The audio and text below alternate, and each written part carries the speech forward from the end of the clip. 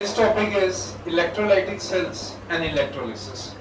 As in my previous topic already I had told you that what is electrolysis?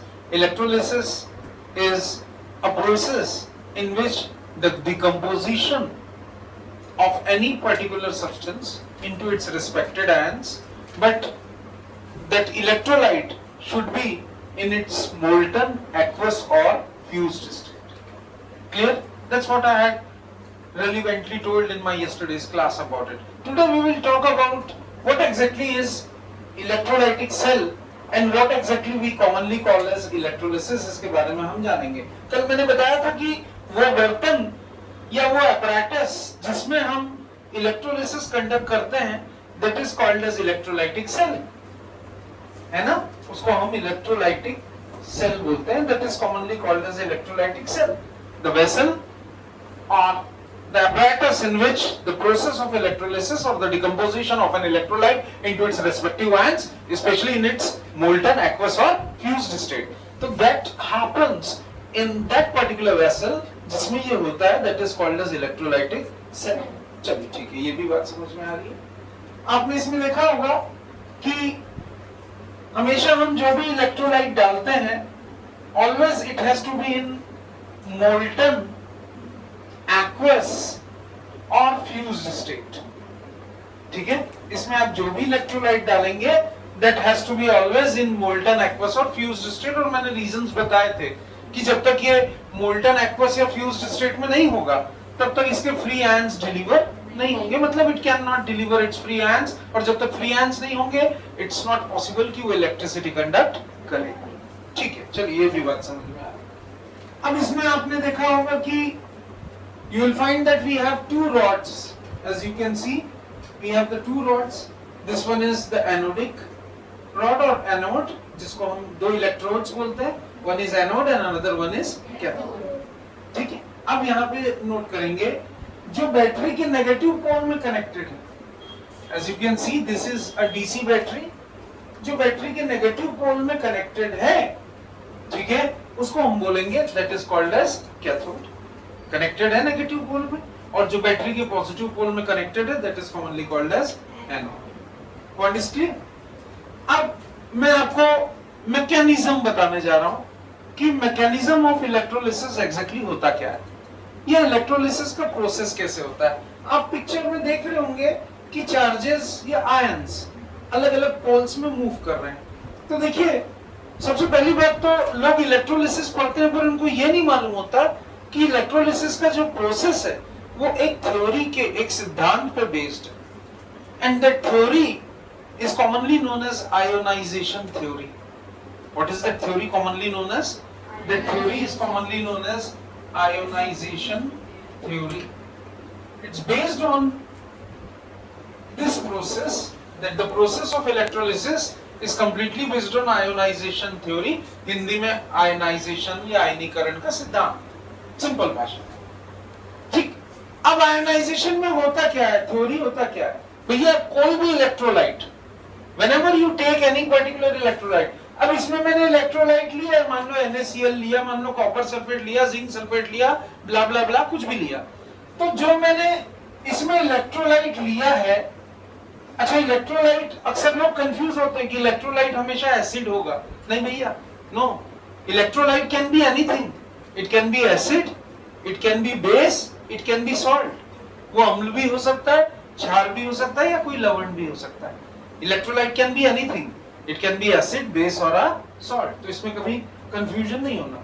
तो मैंने electrolyte लिया और electrolyte को मैंने पानी में घोला, डिसॉल्व किया वाटर में थोड़ी देर के लिए, और उसको मैंने मोल्टन स्टेट में ले आया. जैसे ही मोल्टन स्टेट में लाऊंगा तो इलेक्ट्रोलाइट दो तरह के चार्जेस में स्प्लिट हो जाएगा. One is the positive charge and another one is the negative charge. It will start dissociating, उसका वियोजन होना शुरू हो जाएगा और वो दो अलग अलग आवेशों में या चार्जेस में स्प्लिट हो जाएगा. One is the positive charge and another one is the negative charge. ठीक.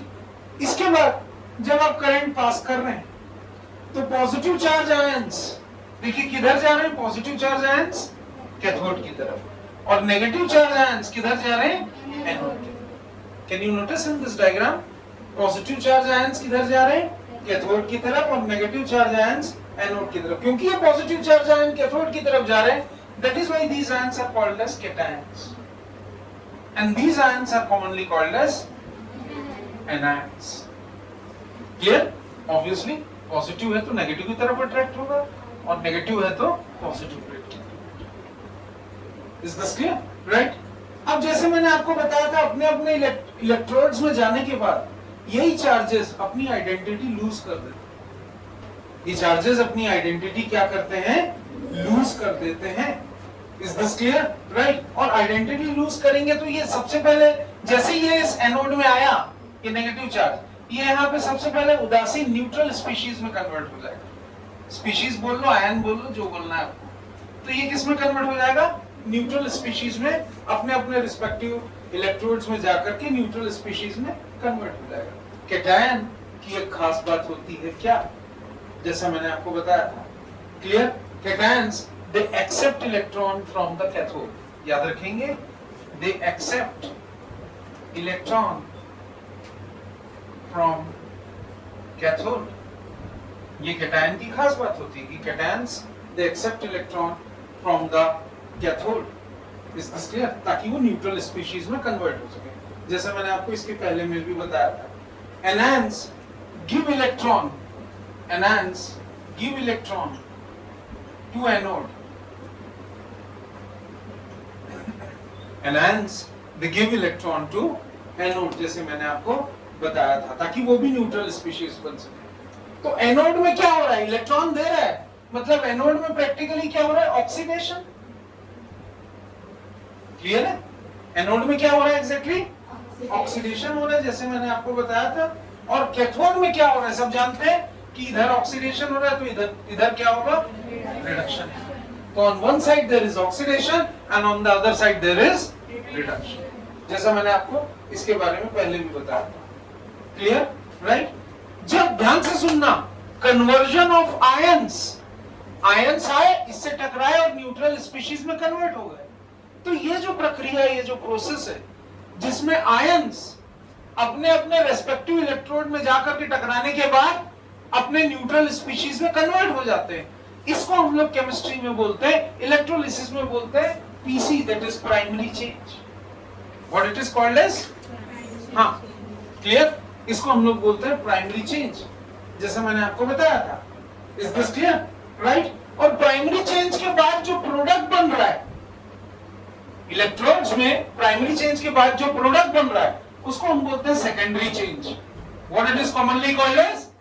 हाँ, तो प्राइमरी चेंज हुआ, आयन अपने आइडेंटिटी को लूज किया, अपने न्यूट्रल स्पीशीज में कन्वर्ट हुआ, और उसके बाद whatever the product is being form, that is called as secondary change. उसको हम क्या बोलते हैं? That is commonly called as secondary change. Clear? ताकि वो फाइनल प्रोडक्ट बना।